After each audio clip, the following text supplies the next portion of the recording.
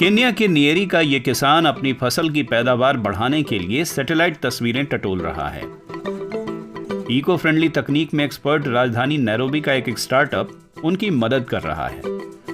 मिट्टी, मौसम और जलवायु में आने वाले समय में क्या बदलाव होंगे, इसी पर ज्यादा डेटा हासिल करने का लक्ष्य रखा गया है।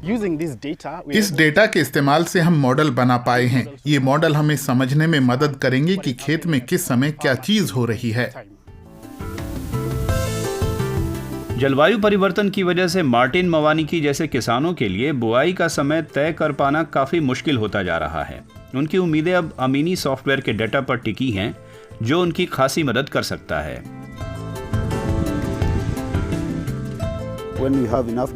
मौसम के बारे में पर्याप्त डेटा हो जाने से हमें पता चल जाएगा कि बारिश होगी या नहीं, और अगर बारिश ज्यादा देर नहीं रही तो हम आलू उगा लेंगे और तिमाही फसलें भी।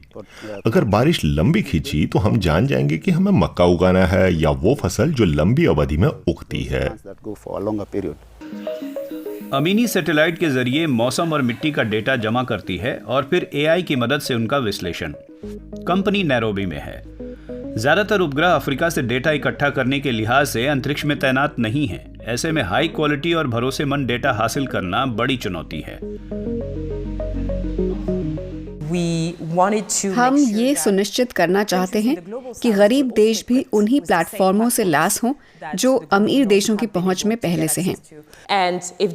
पश्चिमी और तमाम अमीर देशों ने तेजी से बढ़ती हुई तकनीक से भरी पूरी आज की दुनिया बना ली है, लेकिन हाई क्वालिटी और सुगम डेटा ना होने के कारण अफ्रीका इस क्रांति का हिस्सा नहीं बन पाया है। केवल केट कालट के सामने ये चुनौती नहीं है। वो पूरे अफ्रीका में डेटा जुटाने के तरीकों में बुनियादी बदलाव चाहती हैं।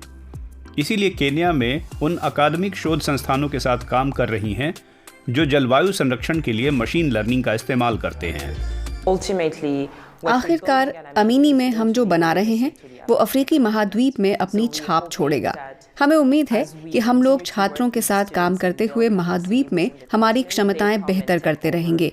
यही छात्र आगे चलकर कमान संभालें और इस मिशन, इस विजन को आज के मुकाबले 100 गुना ज्यादा आगे लेकर जाएं।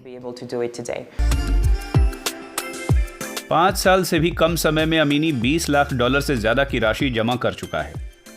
अमीनी के मशीन लर्निंग सिस्टम को सुधारने के लिए केट कालट सैटेलाइट डाटा का इस्तेमाल करना चाहती हैं। डेटा जलवायु परिवर्तन के असर पर ज्यादा सूचना देकर किसानों के काम आ सकता है। यहाँ छोटे स्तर के किसान उनके लिए खास तौर पर महत्वपूर्ण हैं।